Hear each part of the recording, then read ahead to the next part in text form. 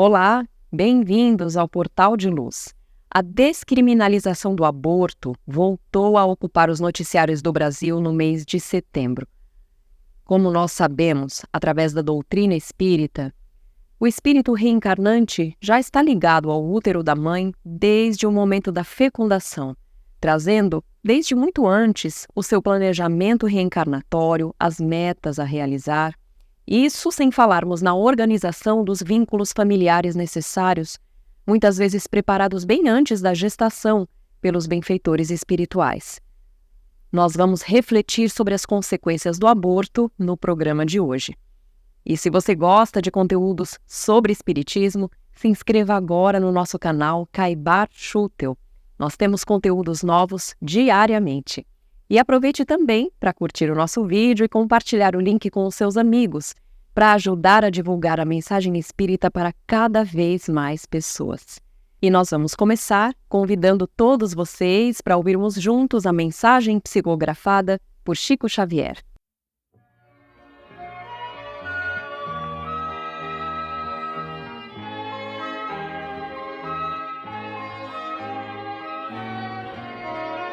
Esse triste companheiro, cujo passo te procura, ralado de desventura, que não sabes de onde vem. Esse pedinte arrasado por dores desconhecidas, emaranhado em feridas, sem proteção de ninguém.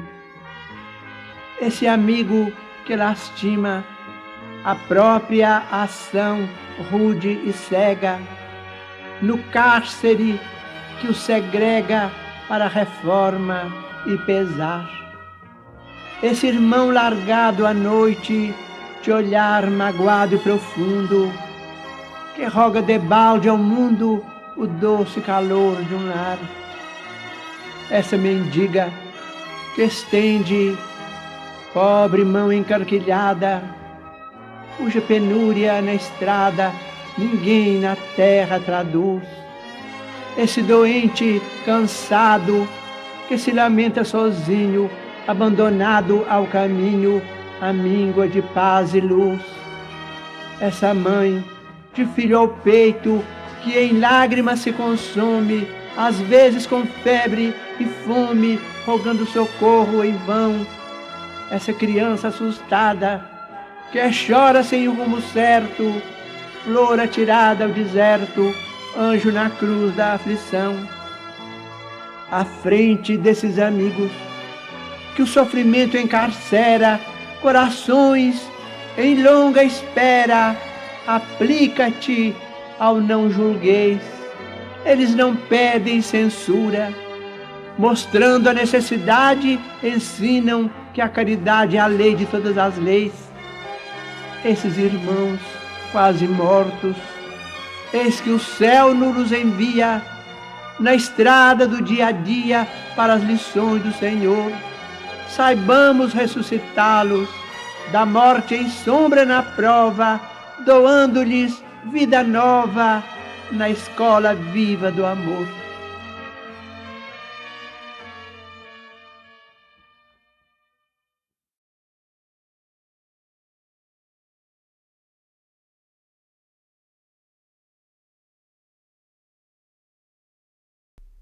A descriminalização do aborto até a 12ª semana de gravidez, a ser julgada pelo Supremo Tribunal Federal, o STF, entrou na pauta da mídia brasileira mais uma vez desde setembro. Senadores protocolaram essa semana um pedido de plebiscito para decidir sobre a legalização ou não, por acreditarem ser importante ouvir a opinião dos brasileiros sobre esse tema. E com o intuito de esclarecer ao máximo essa questão, nós teremos agora um momento doutrinário especial com o nosso amigo Maida. Assista e compartilhe com quem você gosta para que as reflexões neste momento possam se aprofundar à luz da fé raciocinada. Olá, amigas e amigos, é sempre muito bom estarmos juntos em mais um momento doutrinário. Hoje convidamos a todos para refletirmos sobre o tema o aborto, o qual está sendo novamente discutido na nossa pátria, agora pelo Poder Judiciário e não pelo Poder Legislativo. Está objetivando legalizar o aborto até a 12ª semana de gestação, ou seja, não tornar mais uma infração em relação ao descumprimento das leis vigentes do país. Todos nós, que somos cristãos, seguidores dos ensinos e exemplos do Mestre, modelo e guia da humanidade, Jesus, não podemos aceitar e jamais aprovar e concordar com semelhantes medidas, pois trata-se de assassinato de indefeso. O Cristo nos ensinou que devemos amar a Deus sobre todas as coisas e ao próximo como a nós mesmos. Todos nós, tendo sido criados por Deus, simples e sem nenhum conhecimento, para que um dia pudéssemos voltar a Ele, Deus, evoluídos, mas, para tanto, temos que renascer na matéria um número infinito de vezes. Então, os Evangelhos de Mateus, capítulos 22, versículos 34 a 40 e capítulo 18, versículos 23 a 35, mais o Evangelho de Lucas, capítulo 6, versículo 31, e também o Evangelho de João, capítulo 3, versículos de 1 a 12, deixam-nos de forma clara o esclarecimento que Jesus deu a Nicodemos, ou seja, ninguém tem como ver o reino de Deus se não nascer de novo. Se um homem não renasce da água e do Espírito, ele não tem como entrar no reino de Deus. O que nasceu da carne é carne, e o que nasceu do Espírito é Espírito. Não se espante com o que eu lhe disse, que é preciso que você nasça de novo, pois o Espírito sopra onde ele quer, e você ouve sua voz, mas você não sabe de onde ele vem, nem para onde ele vai. Acontece o mesmo com todo homem que nasceu do Espírito. Amigas e amigos, como podemos perceber, a vida é algo muito sério e comprometedor, pois todos nós fomos criados simples, como já foi dito anteriormente, sem nenhum conhecimento, para passarmos e aprendermos com todas as experiências possíveis existentes no universo, para um dia retornarmos à nossa origem Deus, para recebermos dele uma tarefa que a nossa mente atual, extremamente pequena, não consegue imaginar.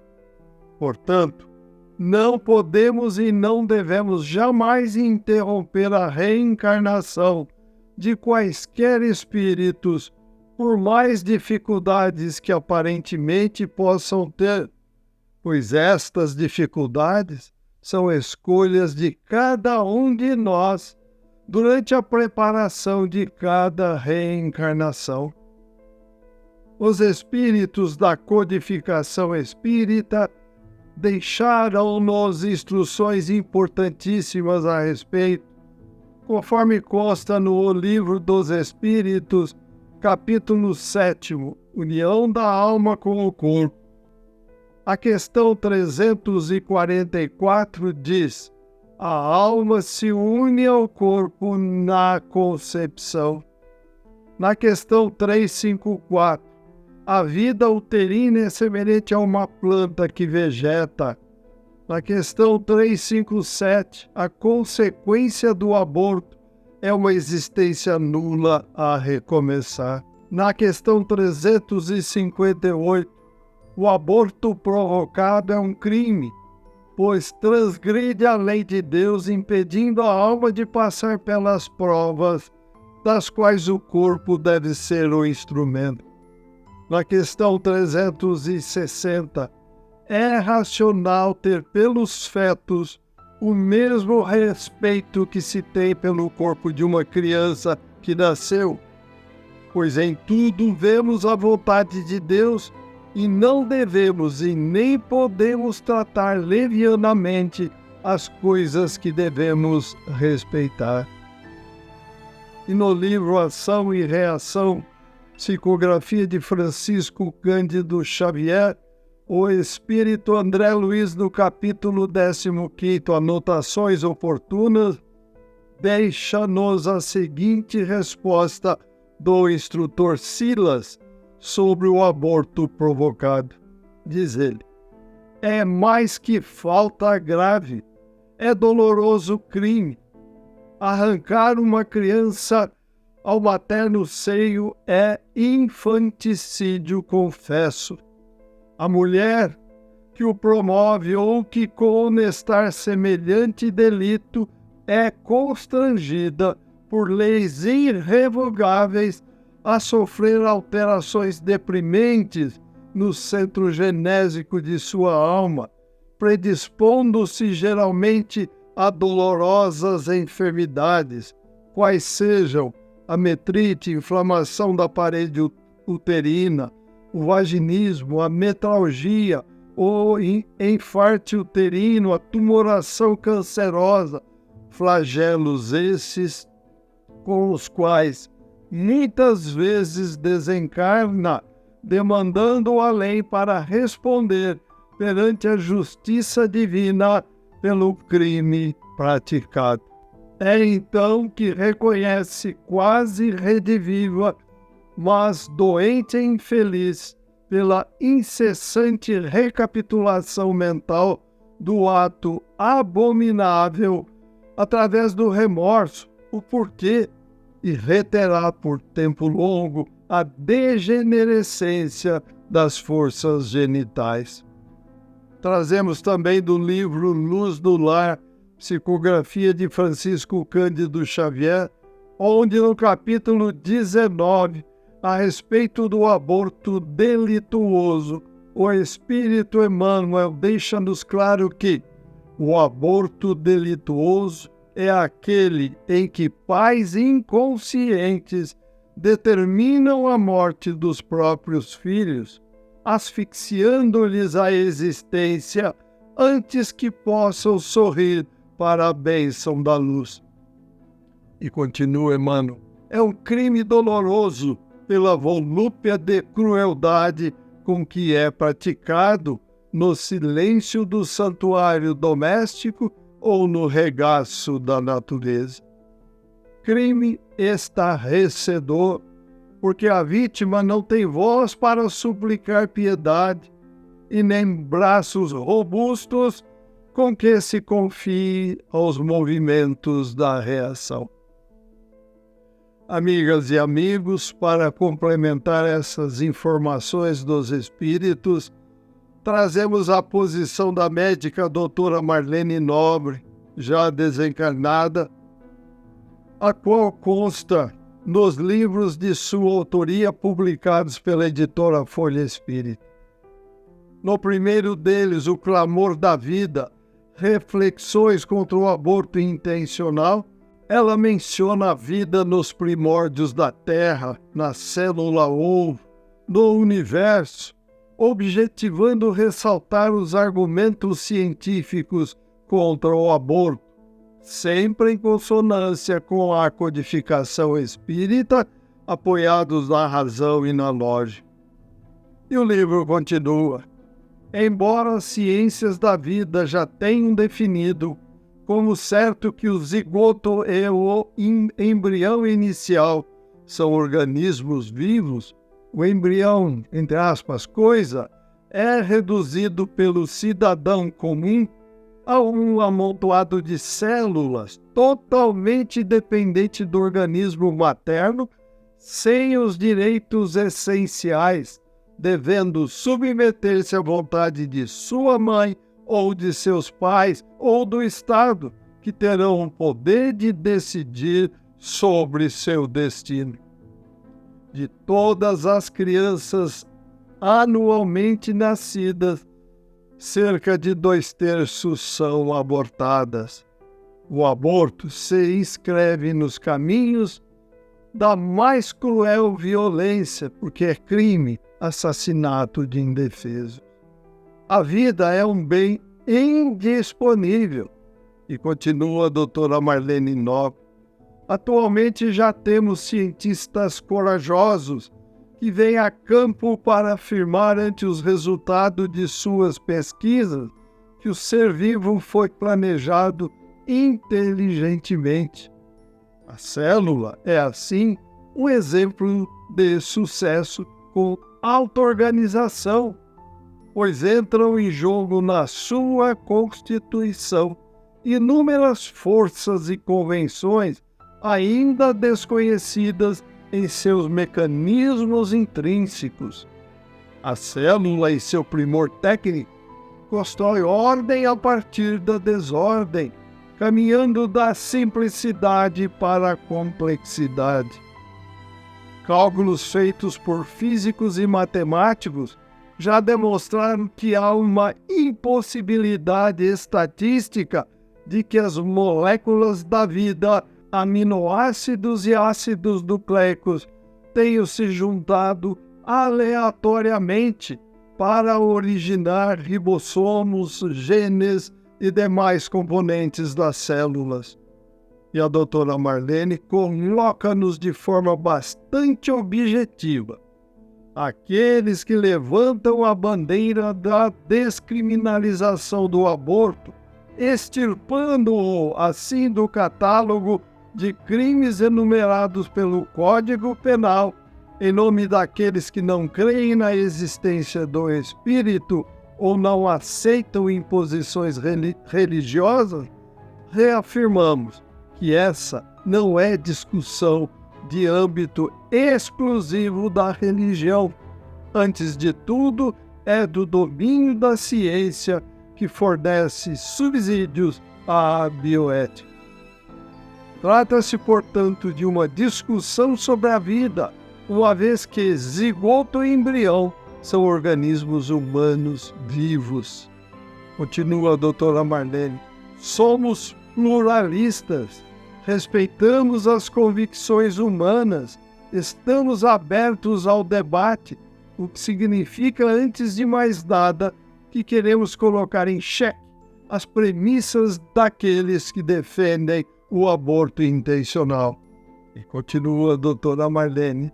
Nossa opinião é a de que não se pode eliminar o valor da pessoa por simples decreto.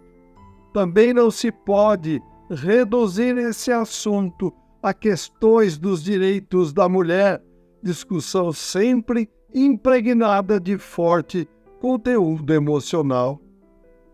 Seria novamente tomar como ponto de apoio uma premissa errada. Deve-se, isso sim, discutir se alguém, homem ou mulher, tem o direito de eliminar uma pessoa biologicamente viva que não lhe é apenas um apêndice, dentre muitos outros esclarecimentos profundos sobre o porquê não podemos e não devemos aceitar o aborto. Ainda neste livro, O Clamor da Vida, a doutora Marlene Nobre relembra a todos nós o porquê de os espíritas serem contra o aborto. Primeiro, porque estão convencidos de que a vida é um bem disponível. Segundo, sabem que a vida tem planejamento superior. Terceiro, sabem que todos os espíritos têm o direito de passar pelo crisol das encarnações sucessivas. Quarto, têm convicção de que o zigoto ou célula-ovo é o sujeito de direito. Quinto, reconhecem os direitos do embrião, deficiente ou não. Sexto, respeitam o feto, a grandeza do contínuo da vida eterna. Sétimo, abominam a violência. E também, oitavo, defendem um amplo programa de planejamento familiar. E no segundo livro, A Vida contra o Aborto, destacamos as seguintes colocações feitas pela doutora Marlene. Diz ela, o Dr. Bernard Nathanson, em 1971, assumiu a direção da maior clínica de aborto do mundo, o Centro de Saúde Sexual Crunch, situada a leste de Nova York, onde 35 médicos realizam 120 abortos diários. No ano seguinte, após ter realizado pessoalmente cerca de 5.000 abortos, o Dr. Bernard deixou a clínica e assumiu o cargo de diretor do Serviço de Obstetrícia do Hospital São Lucas de Nova York, onde implantou o Serviço de Medicina Fetal para realizar cerca de 50 tipos de cirurgia no interior do útero, com a finalidade de salvar e favorecer a vida do feto. Esta prática convenceu de que o feto é um ser humano com todas as suas características e que deve desfrutar de todos os privilégios e vantagens como qualquer outro cidadão. Estava então convencido de que o aborto é um crime, um ato deliberado de destruição. Em seguida, a doutora Marlene Nobre traz os argumentos científicos contrários ao aborto. Qual o verdadeiro significado do zigoto ou da célula-ovo? Pois ela carrega nossa herança de bilhões de anos de evolução. O feto não é inteiramente dependente do organismo materno, pois pesquisas existem as quais afirmam que ele é tão distinto da mãe que necessita produzir substâncias apropriadas para manter-se vivo dentro do útero, fugindo do perigo de ser eliminado pelo sistema imunológico da hospedeira. E a doutora Marlene deixa-nos as seguintes perguntas do livro citado, cujas respostas bem claras e elucidativas lá estão à disposição de todos nós. O feto possui uma psique própria? O feto teria memória antes da formação do cérebro? O acaso explicaria a origem da vida? Seria casual o arranjo das partes de uma célula? Quantas enzimas o acaso colocaria dentro de uma célula? Por que ordem a partir da desordem? Por que a vida obedece a convenções? Lembramos a todos os amigos e amigas que, além destas menções principais que fizemos, existem muitas outras que estão disponíveis nos livros mencionados, a quem tiver interesse em se aprofundar e ter melhores esclarecimentos sobre o assunto em pauta. Amigas e amigos, tomamos a liberdade de deixar para todos nós as seguintes colocações para auxiliar nossas reflexões. Se atualmente damos bastante atenção e não aceitamos a morte dos animais, porque a Lei Federal número 9.605, de fevereiro de 1998, no seu artigo 32, considera crime impondo multas em impetração de processo na Justiça para quem comete assassinatos como sendo normais de um animal, porque o assassinato de um ser humano em formação deve ser liberado? Imaginemos se nossas mães e também as mães dessas pessoas favoráveis ao aborto tivessem realizado o aborto quando estavam iniciando a gestação de cada um de nós. Hoje não estaríamos aqui. Concluindo este encontro, deixamos claros que todos nós que somos cristãos, seguidores dos ensinos e exemplos de Jesus, em quaisquer religiões, não podemos e não devemos aceitar a descriminalização do aborto, pois isto aumentaria de forma assustadora o assassinato de indefesos. Lembramos que na questão 642 de O Livro dos Espíritos está muito claro mesmo, que todos nós somos responsáveis pelo mal que praticamos e pelo mal oriundo do bem que deixamos de praticar. Façamos então cada um de nós a nossa parte, começando pelas orações aos encarnados e desencarnados que estejam pensando e trabalhando para a descriminalização do aborto, para que sejam esclarecidos pelos espíritos superiores, para que consigam elevar os seus pensamentos a Deus nosso Pai, a Jesus nosso Mestre, modelo e guia da humanidade, para que os ensinamentos do Mestre, amor a Deus e ao próximo, fixem-se em seus corações.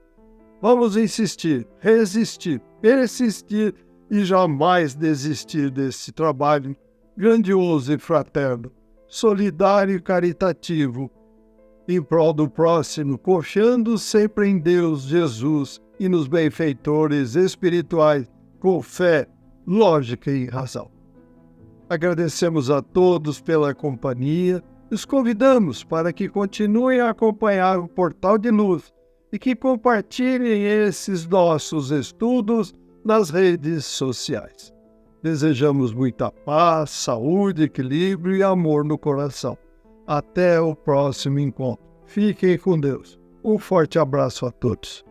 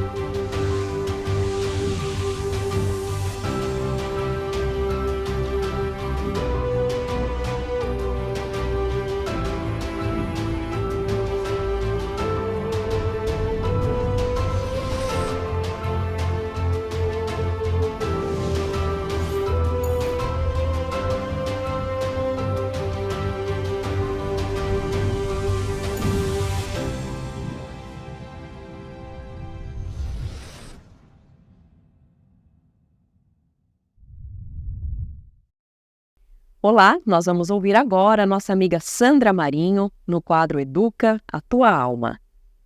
Olá, queridos amigos, queridas amigas. Hoje nós vamos falar sobre paradigma. Vocês poderão estar pensando, mas o que tem a ver paradigma com o tema do nosso programa, que é um programa espírita? E é muito simples. Por quê? É muito simples responder esta pergunta, pois tem tudo a ver, considerando que estamos cercados de paradigmas que influenciam a nossa maneira de ser e impacta nos nossos resultados, nos resultados que nós colhemos durante a vida. Saúde ou doença, alegria ou raiva, paz, frustração ou realização, enfim. E alguns dos significados de paradigma, um paradigma pode ser um exemplo, um modelo, uma referência, uma diretriz, um parâmetro, um rumo, uma estrutura e até mesmo um ideal. Algo a ser seguido. Pode-se dizer que um paradigma é a percepção geral e comum, não necessariamente a melhor, né? Mas ela pode estar direcionada, né? Tanto a um objeto ou alguma situação. E repito, não necessariamente, né, é a melhor percepção, certo? Quando um paradigma é aceito, serve como critério de verdade, de validação e reconhecimento nos meios onde ele é adotado. Por isto, né, devemos tomar cuidado com os paradigmas que orientam os nossos sentimentos e as nossas atitudes. Assim, vale dizer que, se estamos realmente imbuídos, né, da vontade de levar avante o nosso projeto de reforma íntima, nós devemos rever os paradigmas e ter a coragem de abandonar alguns e adotar outros. É uma condição obrigatória. Se pensarmos bem, Jesus, quando esteve aqui entre nós, ele quebrou muitos ou quase todos os paradigmas dominantes na época. E ele trouxe um novo paradigma no qual se baseavam todos os demais e todos os seus ensinamentos. Este paradigma é o amor. Ele foi sim um revolucionário das leis e de todos os costumes da sua época. Neste sentido, é também pertinente lembrar o nosso contemporâneo Chico Xavier.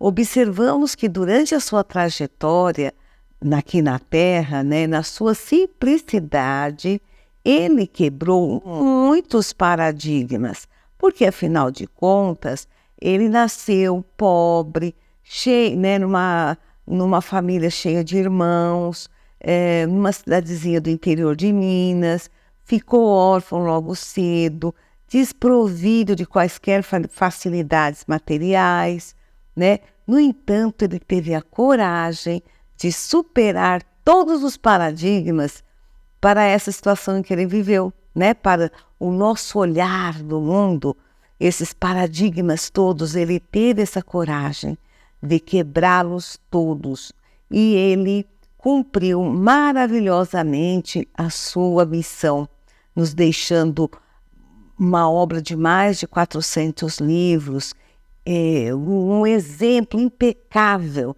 de ser humano para toda a humanidade. Se pararmos para pensar e fizermos as perguntas certas, depararemos com muitos paradigmas simplesmente inúteis ou nocivos que influenciam a nossa vida de forma negativa, alimentando preconceitos e estabelecendo limites ao nosso crescimento pessoal espiritual. Tem uma fábula, né, que ilustra bem esse tema. Né? Conta-se que certa vez um grupo de cientistas colocou 5 macacos numa jaula. E no centro desta jaula tinha uma escada. Eles colocaram uma escada com um cacho de bananas sobre ela, em cima do último patamar da escada. Quando o macaco subia a escada para apanhar as bananas, os cientistas lançavam um jato de água fria nos que estavam no chão. Depois de certo tempo, né, quando o macaco ia subir a escada, os outros o espancavam, com medo do jato d'água, certo? Bom, passado algum tempo, nenhum macaco, apesar da tentação das bananas, subia ali para pegar banana, não subia a escada. E a primeira coisa que ele fez, quando eles substituíram um dos 5 macacos, né, foi subir a escada, e sendo rapidamente retirado pelos companheiros que bateram nele. E depois de algumas surras, o novo integrante, ele não subia mais a escada. E um segundo, então, foi substituído, e o mesmo ocorreu. E o fato interessante é que o primeiro macaco substituto participou entusiasmado da surra do novato, e ele não sabia nem por quê, porque ele não tinha presenciado a situação do jato d'água.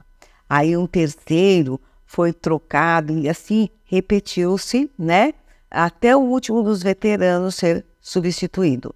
Os cientistas, então, ficaram com um grupo de 5 macacos que, mesmo nunca tendo tomado banho frio, continuavam a bater naquele que tentasse pegar as bananas.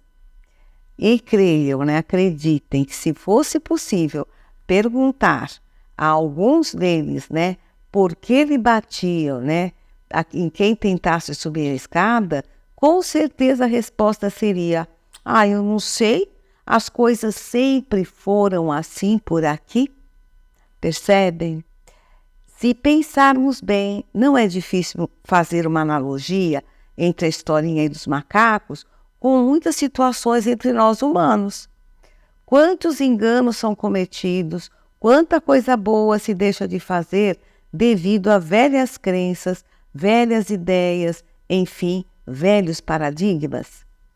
Todo tipo de discriminação e preconceito, condenáveis inclusive, né, provém exatamente de velhos paradigmas, se nós pensarmos bem. Vocês já pensaram, imaginaram como a força que um paradigma tem sobre as pessoas que, por inércia, se deixam levar pelas massas mal informadas ou ignorantes? Nem tudo o que aprendemos são verdades incontestáveis. O Espiritismo veio quebrar muitos paradigmas, e não foi à toa que no Evangelho segundo o Espiritismo, no capítulo 6, item 5, nós encontramos a recomendação do Espírito de Verdade, né? Que era o grande líder desse movimento espírita, junto com todos os benfeitores espirituais que influenciaram Kardec, né, orientaram Kardec na codificação da doutrina. E o Espírito de Verdade diz aí, no item 5 do capítulo 6 do Evangelho: Espíritas, amai-vos. Este é o primeiro ensinamento. Instruí-vos. Este é o segundo. Pensemos nisto e até o próximo encontro. Grande abraço a todos. Estamos encerrando por aqui. Espero que vocês tenham gostado. Deixe os seus comentários aqui embaixo e compartilhe o nosso programa com seus amigos. Muito obrigada e até a próxima.